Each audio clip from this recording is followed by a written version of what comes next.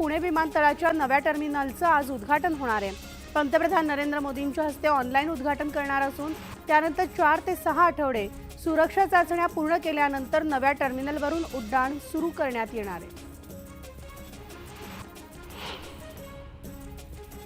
एकीकडे देशामध्ये लोकसभा निवडणुकीचे वारे वाहत असताना कुठल्याही क्षणी लोकसभा निवडणूक जाहीर होण्याची शक्यता आहे। अशा वेळेस देशाचे निवडणूक आयुक्त असलेल्या अरुण गोयल यांनी आपल्या पदाचा राजीनामा दिलाय। राष्ट्रपती द्रौपदी मुर्मू यांनी गोयल यांचा राजीनामा स्वीकारलाय। मुंबई महानगर प्रदेश विकास प्राधिकरणाने मुख्यमंत्री एकनाथ शिंदे यांच्या ठाणे जिल्ह्यात विकास कामांचा धडाका लावलेला आहे। तर ठाण्यामधील वाहतूक कोंडीचा प्रश्न सोडवण्यासाठी MMRDAने आता 6,500 कोटींहून अधिक खर्चाच्या प्रकल्पांच्या कामास सुरुवात करण्याचा निर्णय घेतलाय। 3 महत्त्वाकांक्षी प्रकल्पाच्या बांधकामासाठी निविदा प्रसिद्ध केल्या आहेत। नाशिक शहर आणि आसपासच्या परिसरामधील वाहतूक कोंडी दूर करण्यासाठी महाराष्ट्र राज्य रस्ते विकास महामंडळाने नाशिक द्रुतगती परिक्रमा मार्ग प्रस्तावित केलाय। तर 65.41 किलोमीटर लांबीचा हा मार्ग असणार आहे आणि यासाठी 2,604.43 कोटी रुपये खर्च अपेक्षित आहे आणि या परिक्रमा मार्गासाठी 400.93 हेक्टर जागेची आवश्यकता आहे। मिस वर्ल्ड 2024चा महाअंतिम सोहळा नुकताच मुंबईमध्ये पार पडला। एकाहत्तराव्या सोहळ्याचं भारतात आयोजन करण्यात आलं होतं आणि मुंबईतील जिओ वर्ल्ड कन्व्हेन्शन सेंटरमध्ये हा दिमागदार सोहळा संपन्न झालाय। तर चेक रिपब्लिकची क्रिस्टिना पिस्कोवा यंदाची विश्वसुंदरी ठरली आहे। घरी बसून उंटावरून शेळ्या हाकणारे आम्ही नाही असं म्हणत मुख्यमंत्री एकनाथ शिंदे यांनी उद्धव ठाकरेंना टोला लगावलाय। तर लोक जनसंवाद यात्रा करतात, मात्र जर लोकांशी संवाद ठेवला असता तर ही वेळ आली नसती अशा शब्दात मुख्यमंत्र्यांनी काँग्रेसवर निशाणा साधलाय। उद्धव ठाकरेंनी मुंबईमधल्या शाखांना भेट देऊन शिवसैनिकांशी संवाद साधला। यावेळी बोलताना उद्धव ठाकरेंनी भाजप आणि सीएम शिंदेंवर जोरदार टीका केली आहे। तर भाजपची हिंमत असेल तर त्यांनी लोकसभेसोबत विधानसभा आणि पालिकेची सुद्धा निवडणूक घेऊन दाखवावी असं आव्हान उद्धव ठाकरेंनी केलंय। बारामती लोकसभा मतदारसंघात सुप्रिया सुळे यांच्या नावाची महाविकास आघाडीचा उमेदवार म्हणून घोषणा झाली। तर भोरमधील सभेमध्ये शरद पवारांनी सुप्रिया सुळे यांना उमेदवारी जाहीर केली। बारामती लोकसभेसाठी दोन्ही पवार गटांकडून अद्याप उमेदवारी जाहीर करण्यात आली नसली तरी सुप्रिया सुळे विरुद्ध सुनेत्रा पवार अशीच ही लढत होणार आहे, आता हे स्पष्ट झालंय। तिन्ही पक्ष मिळून उमेदवाराबाबत जो निर्णय घेतील त्याच्या मागे खंबीरपणे उभं राहणार आणि समरजित घाटगे यांच्या संभाव्य उमेदवारीवर हसन मुश्रीफ यांनी हे सूचक वक्तव्य केलंय। तर दिलेल्या उमेदवाराला निवडून आणण्यासाठी हाडाची काळं आणि रक्ताचं पाणी करेन, जो उमेदवार देतील त्याचा प्रचार आणि नेतृत्व करेन असंही मंत्री मुश्रीफ म्हणाले। पंकजा मुंडे यांनी लोकसभा उमेदवारीबाबत सूचक वक्तव्य केलंय। तुम्ही लोकसभा निवडणुकीमध्ये माझी काळजी घ्या, मी पुढे तुमची काळजी घेईन असं वक्तव्य त्यांनी केलंय। तर बीडच्या शिरूर कासार येथील अखंड हरिनाम सप्ताहाच्या समारोप प्रसंगी ते बोलत होते। मवियाच्या जागा वाटपाचा तिढा आता सुटत नाहीये, त्यातच आता प्रकाश आंबेडकरांनी मोठा निर्णय घेतलाय आणि जोपर्यंत जागा वाटपाबाबत ठोस निर्णय होत नाही तोपर्यंत राहुल गांधी यांच्या भारत जोडो यात्रेत सुद्धा सहभागी होणार नाही असा निर्णय प्रकाश आंबेडकरांनी घेतलाय। त्याचबरोबर शरद पवारांच्या सभांना सुद्धा उपस्थित राहणार नाही अशी भूमिका प्रकाश आंबेडकरांनी घेतली आहे। गद्दार गटात गेलेल्या रामदास कदम यांनी आता आपलं भवितव्य समजून जावं। महायुतीमधील जागा वाटपाचा तिढा अजिबात सुटणार नाही। भाजपला सर्वच्या सर्व जागा लुबाडायच्या आहेत आणि त्यामुळे दोन्ही गद्दार गटांना भाजप आपली जागा दाखवून देईल असं वक्तव्य करत खासदार विनायक राऊत यांनी राष्ट्रवादी आणि शिवसेनेवर निशाणा साधला। अमरावती लोकसभा निवडणुकीमध्ये भाजपचाच उमेदवार विजयी करा असं आवाहन मंत्री चंद्रकांत पाटील यांनी केल्यामुळे नव्या चर्चांना उधाण आले।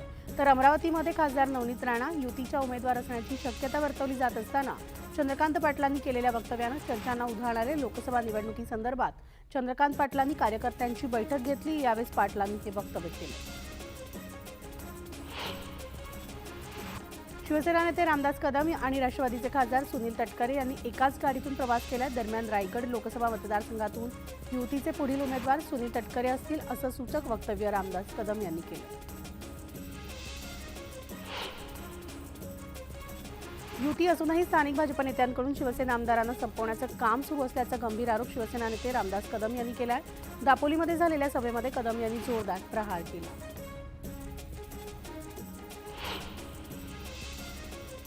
तर महायुतीमध्ये जागा वाटपावरून नाराजी सत्र सुरू असून महाविकास आघाडीमध्ये सामंजस्यातून जागा वाटपाबाबत तोडगा निघेल तर महायुतीमध्ये दडपशाही आणि हुकुमशाही वातावरण असून महाविकास आघाडी यशस्वी वाटचाल करते अशा शब्दात चंद्रकांत खैरेंनी महायुतीवर निशाणा साधलाय। लोकसभा निवडणुकीमध्ये राखीव जागांवर राखीवच उमेदवार दिले जातील। सोलापूरच्या जागेबाबत पक्षानं आदेश दिल्यास निवडणूक लढवण्यासाठी तयार असल्याचं मंत्री सुरेश खाडे यांनी स्पष्ट केलंय। पक्षानं आदेश दिल्यास कुठूनही निवडणूक लढवू असंही मंत्री खाडे म्हणाले।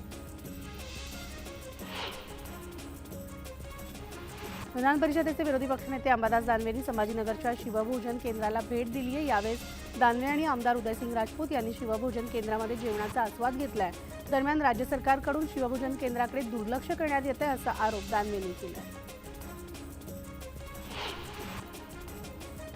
मुंबईमधले सगळे खासदार निवडून आणण्याची जबाबदारी आता तुमची आहे आणि त्यासाठी सगळ्या माजी नगरसेवकांनी वार्डावार्डात फिरावं असे आदेश आशिष शेलार यांनी भाजपच्या माजी नगरसेवकांना दिले।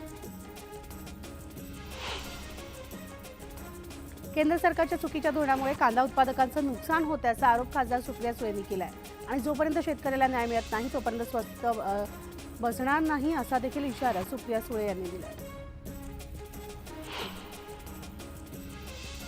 मुख्यमंत्री एकनाथ शिंदे दापोली दौऱ्यावर होते। यावेळी शिंदेंनी काळकाई मातेचं दर्शन घेतलं। त्यांच्या हस्ते काळकाई माता मंदिर जीर्णोद्धाराच्या कामाचं भूमिपूजन करण्यात आलं आणि सोबतच हर्णे बंदरातील जेट्टीच्या कामाचंही मुख्यमंत्र्यांच्या हस्ते उद्घाटन झालंय।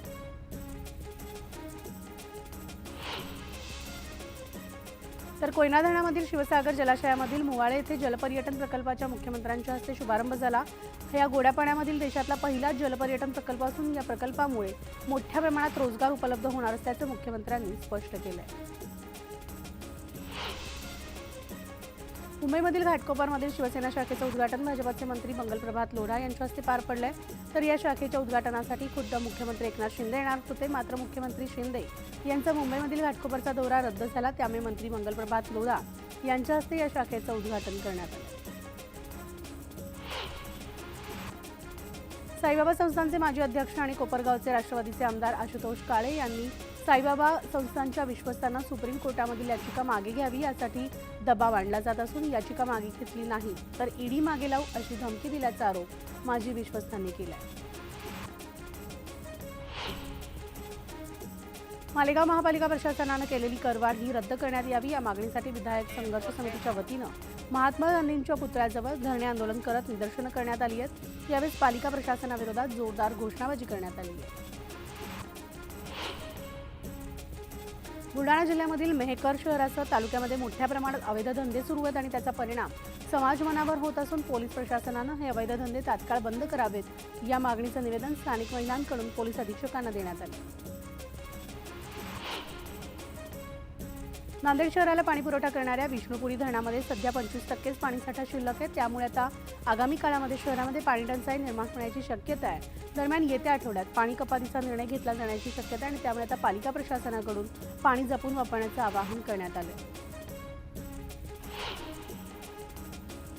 लातूर जिल्ह्यामधल्या जळकोट येथील शासकीय धान्य गोदामातून प्रतिपोत्यामागे 3 किलो धान्य गोदाम पालकाचं लंपास करत असल्याची माहिती मनसेच्या पदाधिकाऱ्यांना मिळाली होती। त्यानंतर मनसेनं ही बाब जळकोट तहसीलदारांच्या निदर्शनास आणून दिली तर ही गंभीर बाब लक्षात घेता तहसीलदारांनी कारवाईचे आदेश दिले। नांदेडमधील गोदावरी नदीमध्ये ड्रेनेजचं पाणी सोडलं जाते, त्यामुळे त्या नदीतील पाणी मोठ्या प्रमाणात दूषित होतंय। या संदर्भामध्ये अनेक वेळा तक्रार करून सुद्धा पालिका प्रशासन दुर्लक्ष करत असल्याचा आरोप तात्काळ करत उपाययोजना करण्याची मागणी सुद्धा नागरिकांनी केली आहे।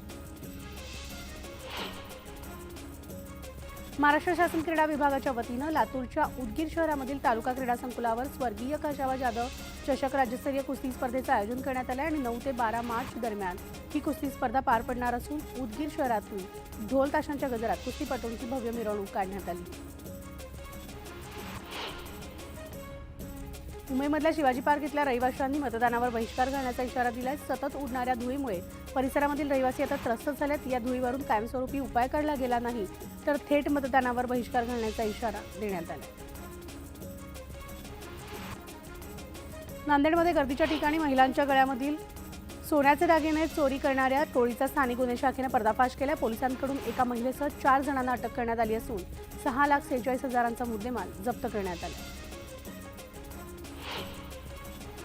होळीच्या निमित्तानं मध्य रेल्वेकडून 112 होळी स्पेशल ट्रेन चालवण्यात येणार आहेत. सणासुदीच्या काळामध्ये प्रवाशांना गर्दीचा सामना करावा लागू नये म्हणून प्रशासनानं हा निर्णय घेतला. छत्रपती शिवाजी महाराज टर्मिनस, लोकमान्य टिळक टर्मिनस, पनवेल आणि पुण्यामधून या विशेष गाड्या सोडण्यात येणार आहेत. रेल्वेच्या या फेऱ्यांमुळे चाकरमान्यांना फायदा होणार. मुंबईमधल्या दादर पूर्व मोनोरेल स्थानकाचं नाव बदलण्यात आलंय, तर या स्थानकाला आता विठ्ठल मंदिर हे स्थानक असं नाव देण्यात आले. या स्थानकाजवळ असलेल्या विठ्ठल मंदिराचा इतिहास फार जुना आहे आणि त्याचबरोबर हे मंदिर अनेक दशकांपासून प्रति पंढरपूर म्हणून ओळखलं जात आहे. त्यामुळे स्थानिक लोकांनी या स्थानकाच्या नामकरणाची मागणी केली होती. त्यानंतर राहुल शेवाळ यांनी MMRDA सातत्यानं पाठपुरावा केला. दादर पूर्व मोनोरेल स्थानकाजवळ असलेल्या विठ्ठल मंदिराचा इतिहास फार जुना असून हे मंदिर आता अनेक दशकांपासून प्रति पंढरपूर म्हणून ओळखलं जाते. त्यामुळे स्थानिक जनतेनं इथं उभारण्यात आलेल्या स्थानकाच्या नामकरणाची मागणी केली.